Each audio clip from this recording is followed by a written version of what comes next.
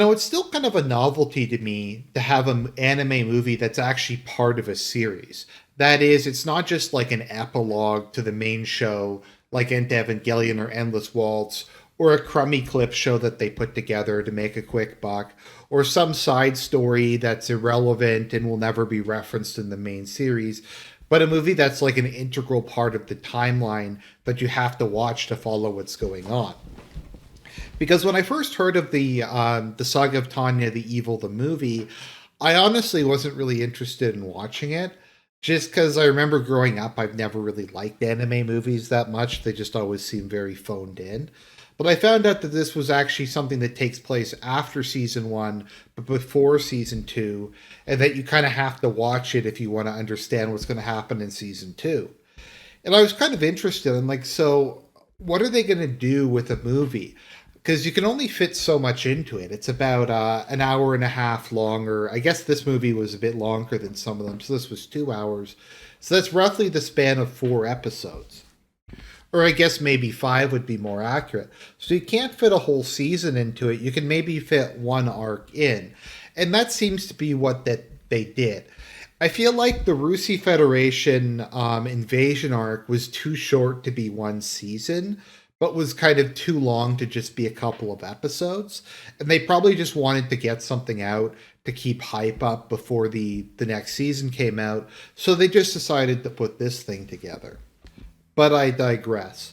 Before we get into it, I'll have to say it does make me very nostalgic for the 90s and 2000s, where anytime something got a movie adaptation, it was always Doug, the first movie, or Simpsons, the movie, or whatever, the movie. But it was always just called the movie and it didn't have a subtitle. And it's especially funny because there's two thes in this one. So it's Saga of Tanya the Evil, the movie. But I digress. So, my biggest problem with this film is the opening, where it goes to years after the war. Now, as far as I know, we haven't really gotten any hints in the season one as to how the war is actually going to end.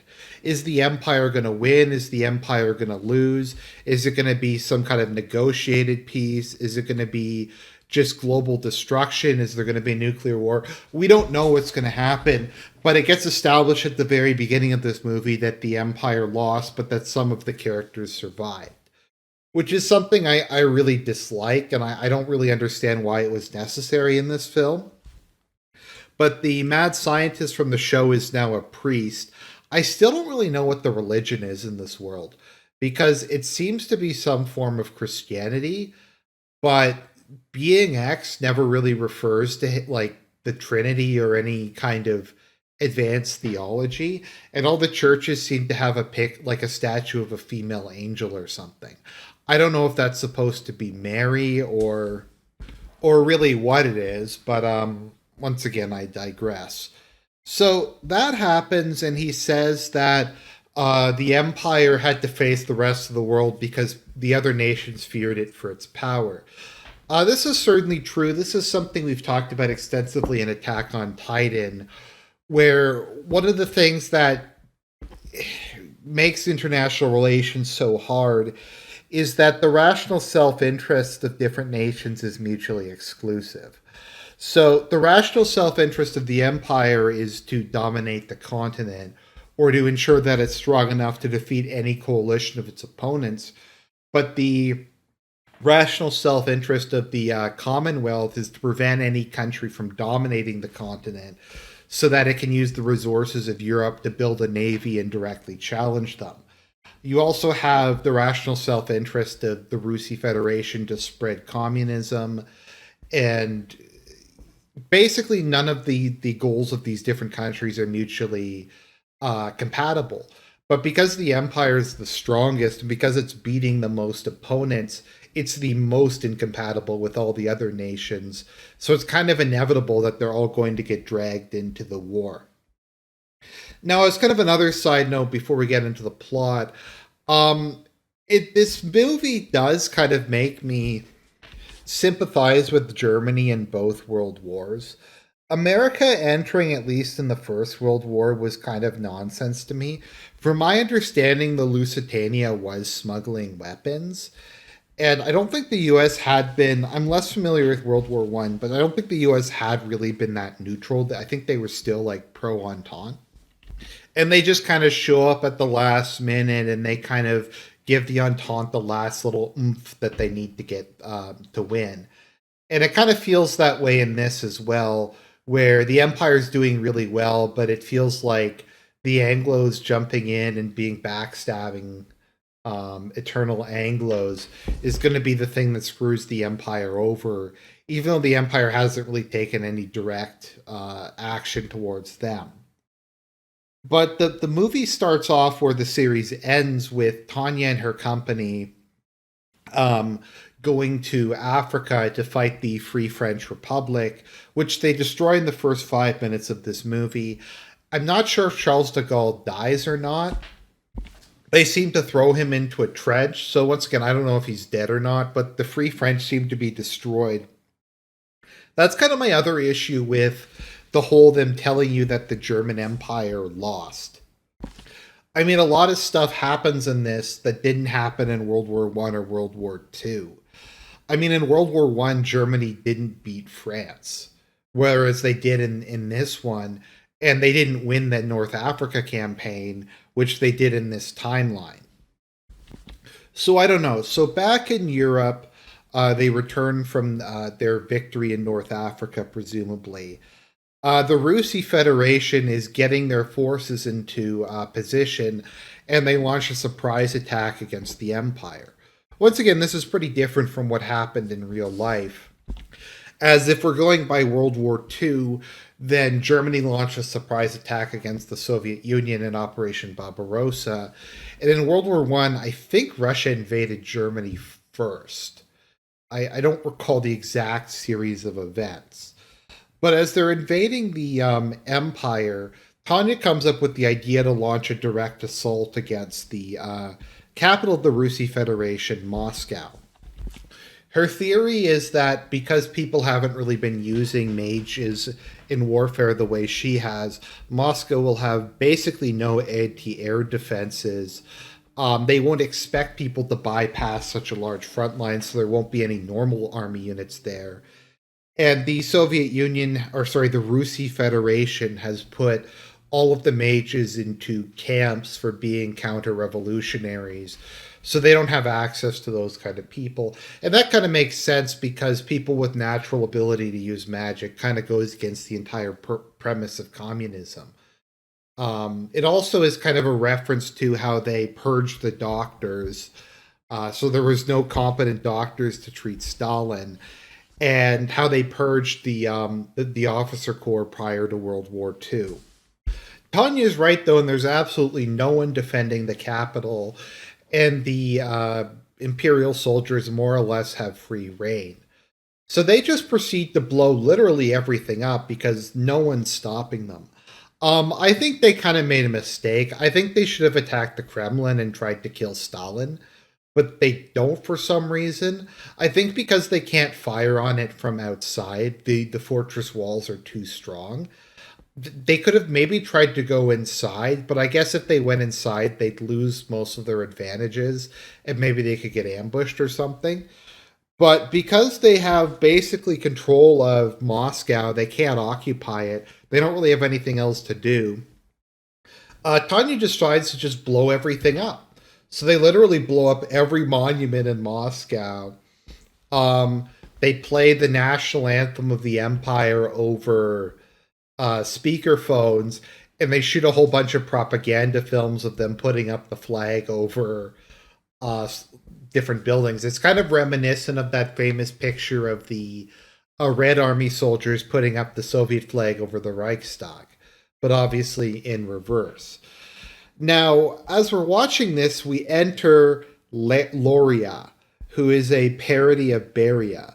And I'm kind of happy that they put him in because Beria is such a fascinating historical figure because he's one of the worst human beings who's ever lived. Like he might be one of the few people who can give Mao a run for his money in terms of how bad he was. Anyways, so Beria in this version of World War II is a pedophile. Now you might think, oh, that's kind of insane. That's kind of ridiculous. They just put this random pedophile in as like a senior member of the Soviet staff, and he's obsessed with taking out Tanya because he wants to have sex with a 10-year-old girl. That's like like historical couldn't be like that. Beria was actually worse than that historical. Beria was a serial killer and a serial rapist. He was the head of the NKVD, which eventually became the KGB, but was more powerful at the time. And he would do stuff like if he saw an attractive woman, he would kidnap their husband and send him to the camps. And then he'd go to her and say, "You have to have sex with me. And if you do that, then I'll let your husband out of the camps." So they do that. And then he'd take pleasure in telling them, "Look, your husband was already executed. Thanks for the sex, though." Some women he would just kidnap and rape.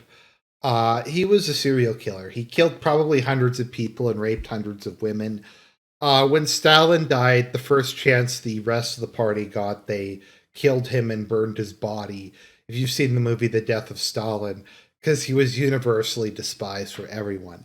He probably also was a pedophile, but I wasn't really aware of that.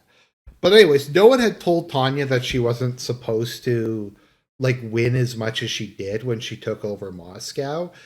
And the goal of the general staff, which they didn't tell her when they authorized the raid on Moscow, is they wanted to defeat the Federation's army and then seek peace terms. Because the Empire is fighting on a bunch of different fronts. So probably what they wanted to do was just destroy the Federation's main invasion force and then maybe seek some kind of white peace or just end the conflict as quickly as possible. Unfortunately, because Tanya completely and utterly humiliated them, they have to, for the motherland, they have to get revenge. Meanwhile, during all of this, we're introduced to Mary Sue, who's the daughter of a guy that she killed that Tanya killed during the first series, and she is very much Mary Sue because she has like absurd magical powers that rival Tanya's or even greater. I don't think there's any real reason for why that's explained. Tanya very clearly shoots her through the chest. I don't know if it hit her lungs or her like an artery, but she shot her like 6 times and she was like perfectly fine in the next scene. So I don't know. She kind of is a Mary Sue. Although the Sue is spelled Sue as in Sioux. Meanwhile, though, the Federation has scrapped together everything that they could possibly get and decided that they're going to attack Tegenhof. It is not it's not Tannenberg, it's Tegenhof. So it's a city that's under siege. I think it's on the Baltic coast or somewhere close to that. And Tanya decides to go and help out because if they can break the siege of it, it sits on a major railway hub, and it's a good place for her battalion to go out and just create trouble. So basically, everybody's just heading towards Tegenhof at once. The Soviets send in a massive army. Mary Sue and Tanya have a big fight over the city, which was a really good scene. Although it's kind of bullshit that Mary Sue somehow survives. Tanya thinks that she was being given abnormal powers by being X as just a way to troll Tanya. And by the time they managed to win the battle and destroy basically the entire Federation's field army in one battle, which is more or less what happened at Tannenberg, where the entire Russian invasion got bogged down and just completely got destroyed. Tanya decides to get out of the war while the getting's good, and she manages to get a proposal to be transferred to the rear to research new tactics and strategies in order to keep moving forward in the war and stay one step ahead of their various enemies. She manages to do a bunch of research into what will become combined arms tactics, and as kind of her word of God, trolling her once again, she is given command of the First Combined Arms Division as a result of her research, sending her once again back to the front lines and setting up the premise for season 2. So Tanya the Evil the movie is pretty good. I think they did a good job of picking a part of the story that fits nicely in a 2 hour long movie, but might have been difficult to deal with in terms of a season because it's kind of too long to have just a couple episodes about it, but it's kind of too short to be the entirety of a season. And rather than doing something like Attack on Titan does, where they just keep releasing the final season, part one, two, three, four, five, six, seven, eight, nine, 10. They just decided to go with this. And it does kind of serve to tide us over until season two eventually comes out. Overall, if you like the original show, I would probably recommend definitely watching this. Or if you're just looking for a good war action anime movie. Tanya the Evil, the movie, gets 2 thumbs up from me, and I would recommend it. If you're interested in it, definitely give it a check.